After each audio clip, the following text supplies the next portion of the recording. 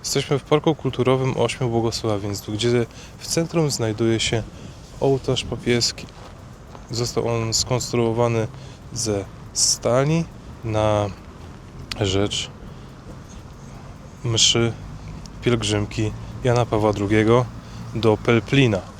Powiedzmy teraz sobie o symbolice, ale to już powiem Wam z powietrza. Stalowa konstrukcja wyglądem nawiązuje do sieci rybackiej. Ołtarz został zaprojektowany przez artystę, rzeźbiarza Jarosława Wójcika z Sierakowic.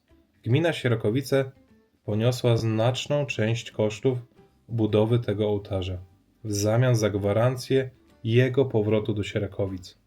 Według autora projektu koncepcja ołtarza wyraża 3 aspekty.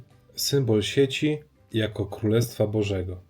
Trud pielgrzymowania Jana Pawła II, aby nawracać i łowić ludzi dla Boga.